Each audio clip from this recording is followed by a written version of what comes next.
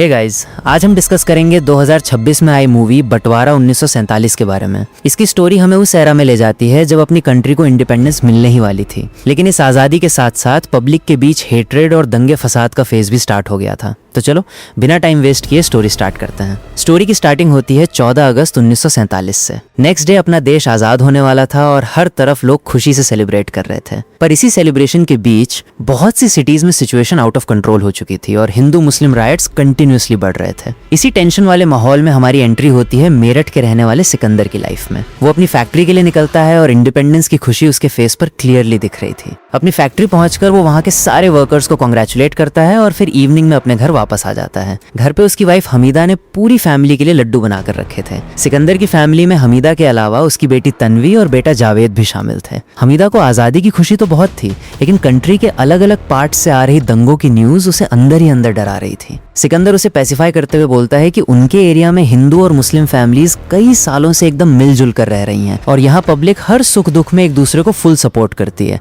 इसलिए हमें टेंशन लेने की कोई नीड नहीं है। लेकिन ग्राउंड रियलिटी इतनी सिंपल नहीं थी। एक दिन जावेद अपने हाथ में फ्लैग लेकर घर से बाहर निकलता है। तभी रास्ते में एक लड़का उसे इंटरप्ट करके बोलता है कि अब मुस्लिम्स के लिए पाकिस्तान बन गया है तो उसे भी इंडिया छोड़कर वहां शिफ्ट हो जाना चाहिए। जावेद को ये बात एकदम ट्रिगर कर जाती है। वो फुल गुस्से में रिप्लाई करता है कि ये कंट्री किसी एक पर्टिकुलर रिलीजन की नहीं है और इंडिया में रहने का जितना राइट दूसरों का है उतना ही उसका भी है। इससे पहले कि मैटर और ज्यादा सीरियस होता, कुछ लोग बीच बचाव करके दोनों को कूल डाउन कर देते हैं। इसी टाइम पीरियड में सिकंदर का एक फ्रेंड राशिद उससे मिलने घर आता है। राशिद के चेहरे पर टेंशन साफ विजिबल थी। वो सिकंदर को इन्फॉर्म करता है कि दंगे अब बहुत एक्सट्रीम लेवल पर पहुंच चुके हैं और कई एरियाज में मुस्लिम्स को अपना घर छोड़ने के लिए फोर्स किया जा रहा है। राशिद सिकंदर को सजेस्ट करता है कि टाइम रहते उसे भी अपनी फैमिली को लेकर यहाँ से निकल लेना चाहिए, पर सिकंदर किसी भी हाल में ये बात एक्सेप्ट करने को रेडी नहीं था। उसका पॉइंट ऑफ व्यू था कि इंडिया उसकी भी कंट्री है, उसने यहीं अपना घर सेटल किया है, यहीं अपना बिजनेस एस्टेब्लिश किया है और इसलिए वो डर के मारे अपना सब कुछ छोड़कर कहीं शिफ्ट नहीं होगा। उसी रात सिकंदर घर पर रिलैक्स करते हुए न्यूज सुन रहा था। तभी उसे रियलाइज होता है कि सिचुएशन और भी ज्यादा वर्स्ट हो चुकी है। रायट सब उनके खुद के एरिया तक एंटर कर चुके थे और उनके घर पर भी डेंजर का अलर्ट मंडराने लगा था। ऐसे में राशिद एक बार फिर सिकंदर को कन्विंस करने आता है। इस बार वो उसे सीधे बोलता है कि अगर तुझे अपनी लाइफ की परवाह नहीं है तो कम से कम हमीदा और तन्वी के फ्यूचर के बारे में तो सोच। अगर वो दंगाई घर के अंदर घुस गए तो तू अपनी फैमिली को कैसे प्रोटेक्ट करेगा। राशिद की ये लॉजिकल बात सुनकर तन्वी भी बुरी तरह पैनिक कर जाती है। अपनी बेटी के फेस पर वो खौफ देखकर फाइनली सिकंदर का माइंडसेट चेंज हो जाता है। वो डिसाइड करता है कि वो अपनी फैमिली के साथ पाकिस्तान मूव कर जाएगा। पुलिस की हेल्प से उन्हें सेफली रेलवे स्टेशन तक एस्कॉर्ट किया जाता है। सिकंदर, हमीदा और तन्वी अपना इंपॉर्टेंट लगेज लेकर घर से बाहर निकलते हैं, पर उनके लिए ये गुड बाय बिल्कुल भी इजी नहीं था। जैसे ही वो घर से बाहर स्टेप आउट करते हैं, दंगाइयों का एक ग्रुप उनके घर को आग के हवाले कर देता है। जिस घर को सिकंदर और हमीदा ने इतनी हार्ड वर्क से तैयार किया था, वो एकदम उनकी आंखों के सामने जलकर राख हो रहा था। दोनों हेल्पलेस होकर बस उसे जलते हुए देखते रह जाते हैं। लेकिन उस मोमेंट पर उनके पास वहां रुकने का कोई ऑप्शन नहीं था। वो लोग स्टेशन पहुंचते हैं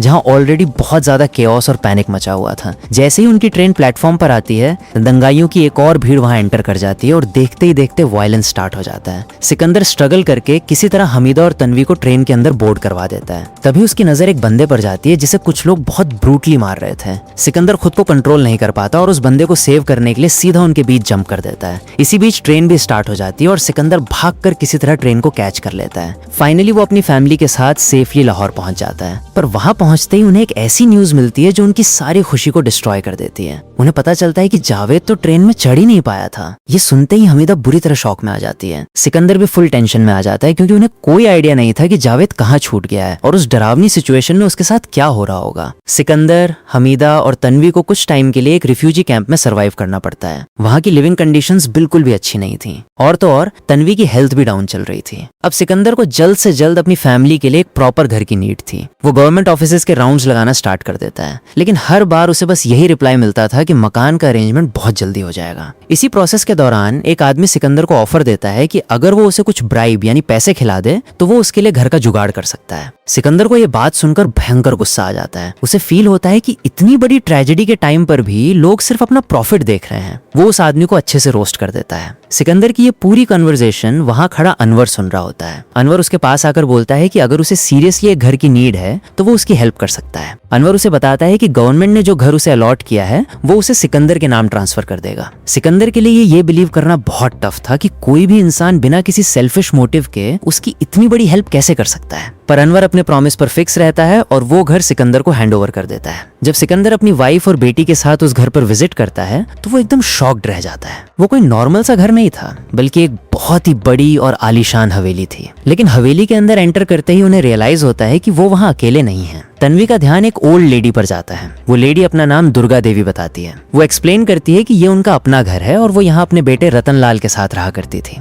रतनलाल अपनी वाइफ के मायके गया हुआ था पर अब तक वापस नहीं आया था। दुर्गा देवी को 100% ट्रस्ट था कि उनका बेटा बहुत जल्दी रिटर्न होगा और इसी रीजन से वो उस घर को छोड़कर जाने के लिए बिल्कुल रेडी नहीं थी। सिकंदर उन्हें प्यार से समझाता है कि ये मकान अब गवर्नमेंट ने उसे अलॉट कर दिया है, इसलिए अब उन्हें ये जगह खाली करनी पड़ेगी। पर दुर्गा देवी स्ट्रेट फॉरवर्ड मना कर देती है कि जब तक उनका बेटा वापस नहीं आ जाता वो अपना घर किसी हाल में नहीं छोड़ेंगी। मैटर को कॉम्प्लिकेट होता देख Sikandar next day government officer से मिलने पहुंच जाता है। वो ऑफिसर पूरी स्टोरी सुनने के बाद उसे बताता है कि पेपर्स में वो मकान अभी भी दुर्गा देवी के नाम पर ही रजिस्टर्ड है। अगर उन्होंने कंप्लेंट फाइल कर दी तो सिकंदर से वो मकान छीन लिया जाएगा। इसलिए ऑफिसर उसे एडवाइस देता है कि वो दुर्गा देवी को वहां से निकालने के बजाय उसी घर में उनके साथ एडजस्ट कर ले। सिकंदर के पास इसके अलावा कोई दूसरा ऑप्शन नहीं बचता। अब स्टोरी में एंट्री होती है एक और डेंजरस कैरेक्टर याकूब की। याकूब नाम का ये बंदा एक पॉलिटिशियन कम और गैंगस्टर ज्यादा लगता था। वो लोगों की हेल्पलेसनेस का पूरा एडवांटेज उठाकर गवर्नमेंट प्रॉपर्टीज और घरों पर इलीगल कब्जा कर रहा था। यहाँ तक कि उसने एक ऐसे इंसान का मर्डर भी कर दिया था जिसे गवर्नमेंट ने घर दिया था और फिर उसके पेपर्स अपने नाम ट्रांसफर करवा लिए थे। अब उसका टारगेट बन जाती है सिकंदर वाली हवेली। जब याकूब को मालूम पड़ता है कि रतनलाल की माँ अभी भी उस हवेली के अंदर रह रही है तो वो कसम खाता है कि वो उस ओल्ड लेडी को अब वहां ज्यादा दिन टिकने नहीं देगा। दूसरी साइड सिकंदर और हमीदा का पूरा फोकस कंटिन्यूअसली अपने बेटे जावेद को सर्च करने में लगा हुआ था। दोनों को बस यही टेंशन खाई जा रही थी कि उनका बेटा अलाइव भी है या नहीं। सिकंदर हर मुमकिन कोशिश करता है ताकि जावेद की कोई लोकेशन ट्रेस हो सके, पर उसे कोई भी क्लू नहीं मिलता। फाइनली हार मानकर सिकंदर और हमीदा डिसाइड करते हैं कि एटलीस्ट दुर्गा देवी को तो इंडिया वापस भेज देना चाहिए। वो उन्हें कन्विंस करते हैं कि वहां जाकर वो अपनी कम्युनिटी के बीच एकदम सेफ फील करेंगी, पर दुर्गा देवी उनका ये प्रपोजल टोटली रिजेक्ट कर देती हैं। उनका सिंपल सा लॉजिक था कि उनका घर यहीं पर है, उनका बेटा भी यहीं रहता है और वो किसी भी कंडीशन में अपना घर छोड़कर कहीं नहीं शिफ्ट होंगी। सिकंदर को थोड़ा फ्रस्ट्रेशन तो होता है, लेकिन वो ये भी नोटिस करता है कि दुर्गा देवी उसकी वाइफ और बेटी के साथ बिल्कुल भी रूड बिहेव नहीं करती, बल्कि वो उन दोनों की बहुत केयर करती हैं। और तभी सडनली घर का पूरा वाइब ही चेंज हो जाता है। जावेद फाइनली वापस लौट आता है। अपने बेटे को जिंदा देखकर सिकंदर और हमीदा की खुशी नेक्स्ट लेवल पर पहुंच जाती है। उन्होंने तो ये होप ही छोड़ दी थी कि वो कभी लौट कर वापस आएगा, लेकिन जावेद के कमबैक के साथ ही घर में एक नई प्रॉब्लम क्रिएट हो जाती है। जैसे ही जावेद को ये इन्फो मिलती है कि उनके घर में एक हिंदू लेडी स्टे कर रही है, वो पूरी तरह से दुर्गा देवी के अगेंस्ट हो जाता है। वो उनको ओपन थ्रेट देता है कि वो किसी भी कीमत पर उन्हें इस घर में बर्दाश्त नहीं करेगा। इसके तुरंत बाद जावेद सीधा याकूब के पास पहुंच जाता है और उससे फेवर मांगता है। याकूब उसे अश्योर करता है कि वो दुर्गा देवी को वहां से इवेक्ट करवा सकता है, लेकिन इसके एक्सचेंज में जावेद को उसे 2000 रुपए पे करने पड़ेंगे। जावेद आकर ये पूरी डील अपने डैड सिकंदर को बताता है। ये सब सुनकर सिकंदर बुरी तरह डिस्टर्ब हो जाता है। वो सोचने लगता है कि यार किसी इनोसेंट ओल्ड लेडी को सिर्फ उसके रिलीजन के बेसिस पर उसके ही घर से कैसे किक आउट किया जा सकता है। जब वो ये मैटर हमीदा के साथ डिस्कस करता है तो हमीदा भी क्लियरली बोल देती है कि वो लोग इतना बड़ा पाप नहीं कर सकते। वो सिकंदर को स्ट्रिक्टली वार्न कर देती है कि दुर्गा देवी को किसी भी हाल में याकूब के हैंडओवर नहीं किया जाएगा। नेक्स्ट डे याकूब अपनी पूरी गैंग के साथ सिकंदर के घर पहुंच जाता है। वो क्लेम करता है कि हवेली का 2nd फ्लोर अब किसी और पर्सन को अलॉट हो चुका है और इसी रीजन से दुर्गा देवी को वो जगह खाली करनी पड़ेगी। सिकंदर इस बार भी उनके आगे सरेंडर करने से साफ मना कर देता है। वो बोलता है कि ये प्रॉपर्टी उसे मिली है और वो किसी के भी प्रेशर में आकर अपनी छत नहीं छोड़ेगा। याकूब उसे इंटिमिडेट करने की पूरी ट्राई करता है, पर सिकंदर उसकी इन खोखली धमकियों से जरा भी नहीं घबराता। रियलिटी तो ये थी कि याकूब का टारगेट सिर्फ वो हवेली नहीं थी। उसे डाउट था कि रतनलाल काफी रिच इंसान था और उसकी माँ ने अपने सारे गोल्ड, सिल्वर, ज्वेलरी और कैश हवेली के 2nd फ्लोर पर कहीं सीक्रेटली छुपा रखे हैं। इसीलिए वो एनी हाउस पूरी प्रॉपर्टी पर अपना कब्जा जमाना चाहता था। सिकंदर के एटीट्यूड से ट्रिगर होकर याकूब सीधा एक मौलाना के पास पहुंच जाता है। वो उन्हें मैनिपुलेट करने का ट्राई करता है कि एक मुस्लिम फैमिली के घर में हिंदू लेडी का स्टे करना अगेंस्ट द रूल्स है और उसे वहां से बाहर फेंकने के लिए एक लेसन सिखाना बहुत जरूरी है। पर मौलाना उसकी इस फालतू बात का स्ट्रांगली अपोज करते हैं। वो कहते हैं कि किसी दूसरे रिलीजन के इंसान पर फोर्स यूज करना हमारा धर्म अलाउ नहीं करता। हर इंसान की ड्यूटी है कि वो दूसरों के रिलीजन की उसकी रिस्पेक्ट करे। याकूब मौलाना की ये एडवाइस सुनकर भी कूल डाउन नहीं होता और वहां से वॉकआउट कर जाता है। इसके बाद वो अपनी पॉलिटिकल पावर को ग्रो करने के लिए इलेक्शंस लड़ने का डिसीजन लेता है। उधर सिकंदर की लाइफ में एक नई प्रॉब्लम खड़ी हो गई थी। उसे अपना फैक्ट्री बिजनेस रीस्टार्ट करना था, पर याकूब की धमकियों के डर से कोई भी उसे अपनी लैंड रेंट पर देने को रेडी नहीं था। इसी स्ट्रेस में वो घर वापस आता है और हमीदा से शेयर करता है कि अगर फैक्ट्री जल्दी स्टार्ट नहीं हुई तो फ्यूचर में फैमिली का सर्वाइवल बहुत टफ हो जाएगा। जब दुर्गा देवी उनकी ये कॉन्वर्सेशन सुनती हैं तो वो उन्हें काफी मोटिवेट करती हैं। वो बोलती हैं कि लाहौर में स्पेस की कोई शॉर्टेज नहीं है, उसे बस अपनी कोशिशें कंटिन्यू रखनी चाहिए। नेक्स्ट डे सिकंदर फिर से प्रॉपर्टी हंट करने निकलता है। तभी एक रैंडम आदमी उसके पास अप्रोच करता है और बताता है कि उसके पास फैक्ट्री सेटअप के लिए एकदम परफेक्ट लोकेशन अवेलेबल है। सिकंदर जब उस साइट को विजिट करता है तो वो उसे एक बार में ही पसंद आ जाती है। और सबसे बड़ा प्लस पॉइंट ये था कि वो आदमी उस लैंड को काफी चीप प्राइस पर सेल करने को एग्री कर गया था। सिकंदर को फील होता है कि चलो फाइनली उसकी एक बड़ी टेंशन तो सॉल्व हो गई। इसी टाइमलाइन में अनवर के फ्रेंड्स उससे क्वेश्चन करते हैं कि भाई तूने सिकंदर के लिए इतना बड़ा सैक्रिफाइस आखिर किया क्यों? तब अनवर रिवील करता है कि उसने किसी से एक प्रॉमिस किया था कि वो लोगों की लाइफ में हैप्पीनेस वापस लेकर आएगा। जब उससे पूछा जाता है कि वो स्पेशल पर्सन आखिर थी कौन, तो अनवर अपनी पास्ट लवर तबस्सुम का नाम लेता है। अनवर और तबस्सुम सेम कॉलेज में स्टडी करते थे। अपनी कॉलेज लाइफ के दौरान दोनों क्लोज आए और स्लोली उन्हें एक दूसरे से प्यार हो गया। पर पार्टीशन के फेज में तबस्सुम के डैड को फील हुआ कि इंडिया में अब सिचुएशन सेफ नहीं बची है, इसलिए वो अपनी बेटी को लेकर लाहौर शिफ्ट हो गए। जब अनवर को इस बात की खबर मिली तब भी वो तबस्सुम के पास जाना चाहता था, पर तब तक कंडीशंस इतनी ज्यादा बिगड़ चुकी थी कि पाकिस्तान ट्रैवल करना कोई बच्चों का खेल नहीं था। अनवर की ये बैक स्टोरी सुनने के बाद उसके फ्रेंड्स उससे पूछते हैं कि भाई तू इतने वर्स्ट सिनेरियो में लाहौर पहुंचा कैसे? पर अनवर इस टॉपिक पर ज्यादा डिटेल्स शेयर नहीं करता और बात को वहीं इग्नोर कर देता है। दूसरी तरफ सिकंदर को फाइनली अपनी फैक्ट्री के लिए एक सॉलिड लोकेशन मिल जाती है। जब ये गुड न्यूज दुर्गा देवी तक पहुंचती है तो वो भी बहुत ज्यादा डिलाइटेड फील करती हैं। अब हवेली में दुर्गा देवी और सिकंदर की फैमिली का बॉन्ड भी इन्वॉल्व होने लगा था। हमीदा उन्हें अपनी फैमिली की सीनियर मेंबर की तरह ट्रीट करने लगी थी।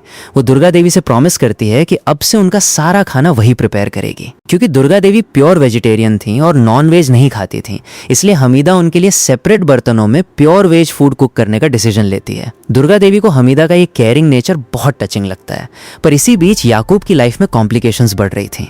उसका एक पॉलिटिकल राइवल उससे मिलने आता है और सडनली दोनों के बीच हीटिंग आर्ग्यूमेंट स्टार्ट हो जाती है। याकूब अपना डोमिनेंस शो करने के लिए फ्लॉन्ट करता है कि राइट्स के टाइम पर उसने बहुत से लोगों का मर्डर किया था, लेकिन उसका अपोनेंट भी बैक डाउन नहीं करता। वो पलटकर जवाब देता है कि उसने भी कई लोगों को ठिकाने लगाया है, यहाँ तक कि लेडीज और बच्चों पर भी कोई रहम नहीं खाया। फिर वो याकूब को टॉन्ट मारते हुए बोलता है कि अगर तू खुद को इतना ही बड़ा डॉन समझता है तो तेरे खुद के एरिया में अभी तक एक हिंदू औरत सरवाइव कैसे कर रही है? बस यही एक लाइन याकूब की ईगो पर डायरेक्ट हिट कर जाती है। उसी रात वो अपने गुंडों को सिकंदर की हवेली में अटैक करने भेज देता है। उनका मेन मिशन था दुर्गा देवी का गेम ओवर करना, पर सिकंदर बिल्कुल राइट टाइम पर वहां एंट्री मार लेता है और दुर्गा देवी को रेस्क्यू कर लेता है। बाद में उसे रियलाइज होता है कि घर का बैकडोर खुला छोड़ा गया था। जब वो जावेद से क्रॉस क्वेश्चन करता है तब रिवील होता है कि वो गेट किसी और ने नहीं बल्कि खुद जावेद ने ओपन किया था। सिकंदर ये सच जानकर बुरी तरह से आउट ऑफ कंट्रोल हो जाता है, पर जावेद के दिमाग में अब इतना ज्यादा टॉक्सिक जहर भर चुका था कि वो बोलता है कि दुर्गा देवी का मर जाना ही सबके लिए बेटर ऑप्शन होगा। सिकंदर ब्लैंक हो जाता है कि आखिर उसका बेटा अपने अंदर इतनी भारी हेट्रेड लेकर वापस कैसे लौटा। तब जाकर जावेद उसे अपने साथ हुआ वो पूरा ट्रॉमा एक्सप्लेन करता है। जब वो स्टेशन पर उस ट्रेन को बोर्ड करने में फेल हो गया था तब वो बाई चांस राशिद की फैमिली से टकराया था। राशिद के एक कॉन्टैक्ट वाले ने उनकी हेल्प की और उन्हें एक सेफ लोकेशन तक ड्रॉप करने का प्रॉमिस किया,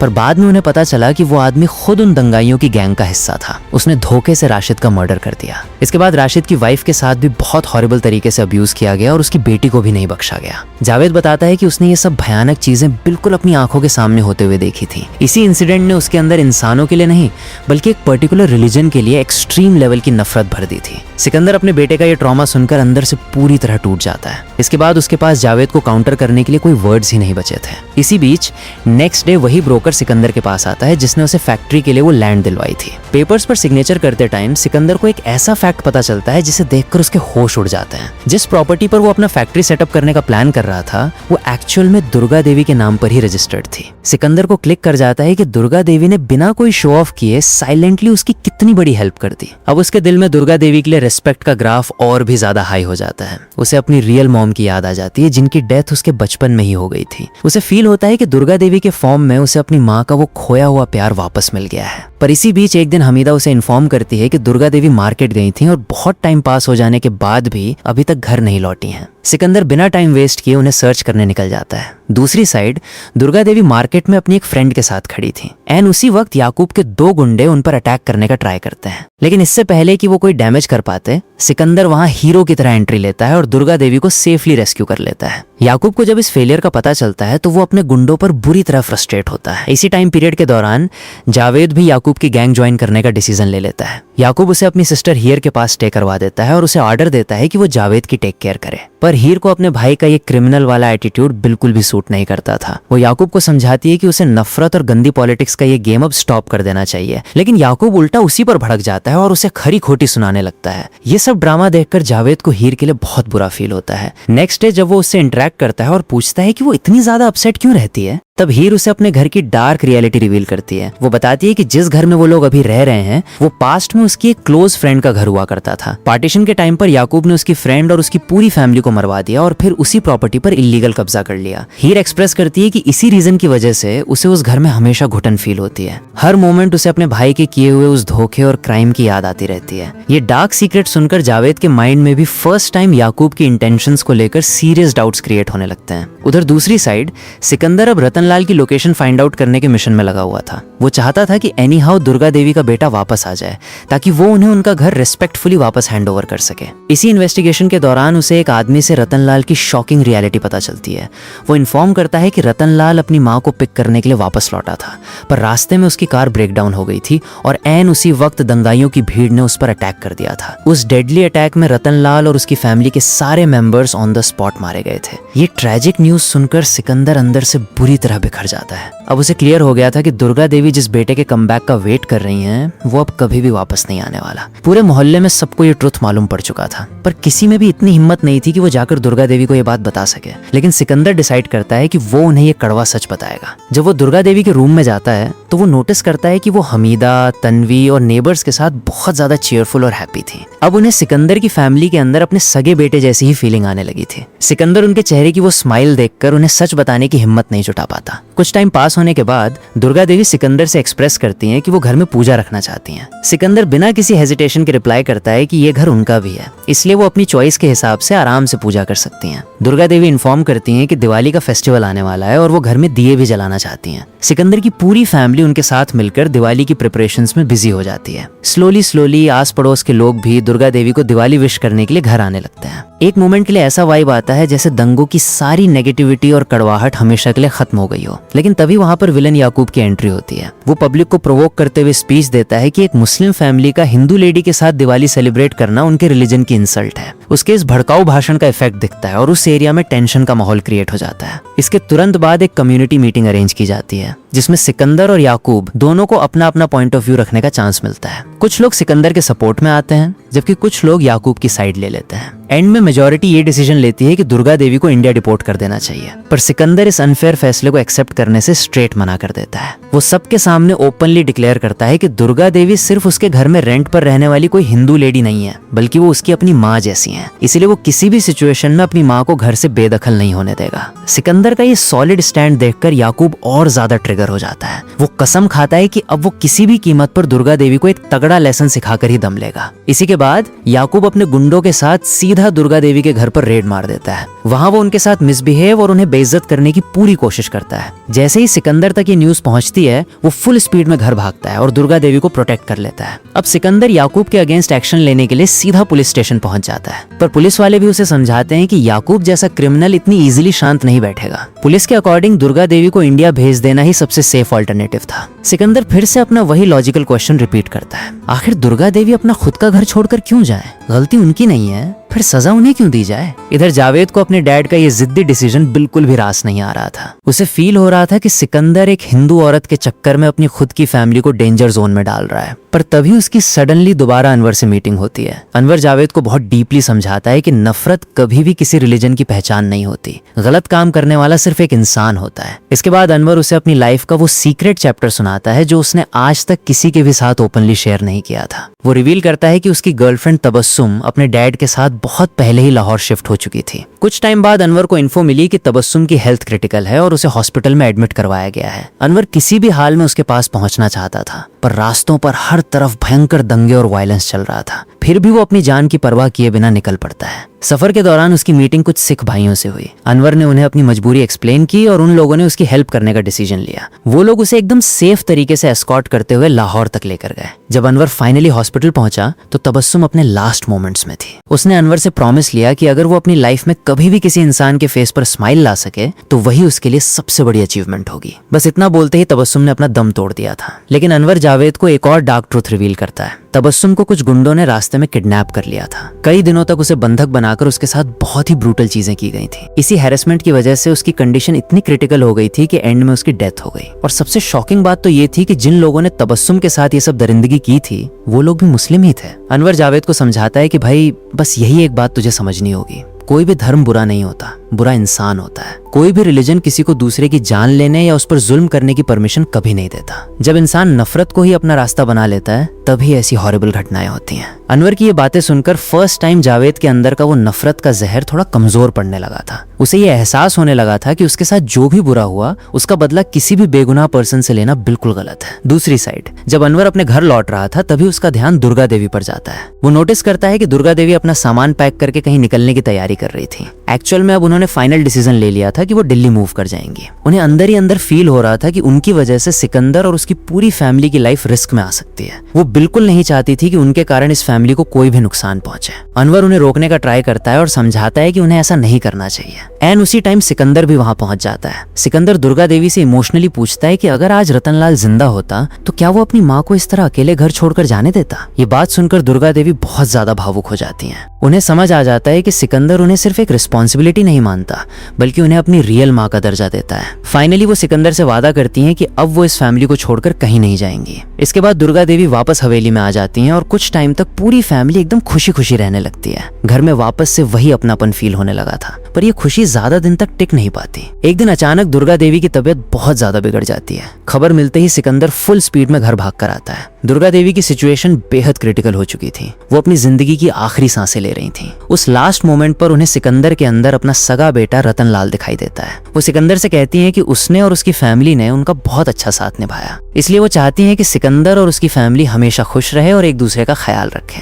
बस इतने ही अल्फाज बोलने के बाद दुर्गा देवी हमेशा के लिए इस दुनिया से चली जाती हैं। उनके इस तरह जाने से सिकंदर और हमीदा पूरी तरह से टूट जाते हैं। पर अब उनके सामने एक और बहुत बड़ी जिम्मेदारी थी, दुर्गा देवी का अंतिम संस्कार करना। प्रॉब्लम ये थी कि सिकंदर की फैमिली को हिंदू रीति रिवाजों के बारे में कोई खास जानकारी नहीं थी। उन्हें कुछ समझ नहीं आ रहा था कि ये सारे रिचुअल्स सही तरीके से कैसे परफॉर्म किए जाएं। तभी इलाके के मौलाना साहब सिकंदर की मदद के लिए आगे आते हैं। वो कहते हैं कि दुर्गा देवी अपने खुद के धर्म के मुताबिक अंतिम विदाई की हकदार हैं और सिकंदर को उनके अंतिम संस्कार की तैयारियां शुरू कर देनी चाहिए। वो खुद इस काम में उसकी हेल्प करने के लिए तैयार हो जाते हैं। पर याकूब को ये बात बिल्कुल भी हजम नहीं होती। वो वहां पहुंचकर पब्लिक को भड़काने की कोशिश करता है। उसका कहना था कि दुर्गा देवी का अंतिम संस्कार हिंदू तरीके से नहीं होना चाहिए। पर सिकंदर अब याकूब की एक भी बात सुनने के मूड में नहीं था। वो साफ कह देता है कि दुर्गा देवी उसकी माँ थी और उनकी आखिरी विदाई बिल्कुल वैसी ही होगी जैसा उनका धर्म कहता है। याकूब गुस्से में वहां से चला जाता है, लेकिन जाते जाते वो अपने आदमियों को ऑर्डर देता है कि मौलाना को खत्म कर दिया जाए। याकूब की बहन हीर छुपकर ये बात सुन लेती है। वो डर जाती है और वहां से भाग निकलती है। याकूब के गुंडे उसके पीछे लग चुके थे।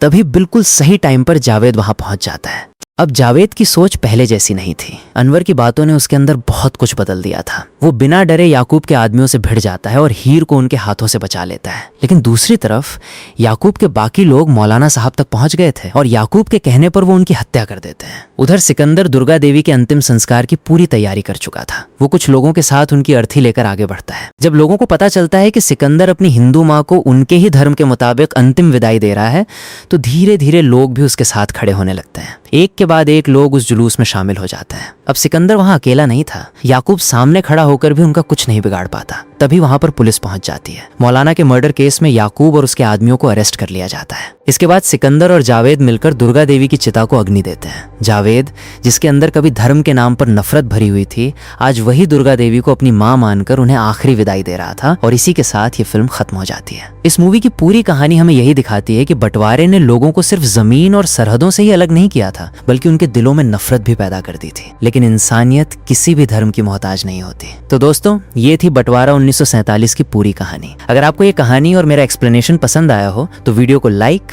कमेंट और शेयर जरूर करना। और हाँ, चैनल को सब्सक्राइब करना बिल्कुल मत भूलना। अब हम मिलते हैं एक नई वीडियो के साथ।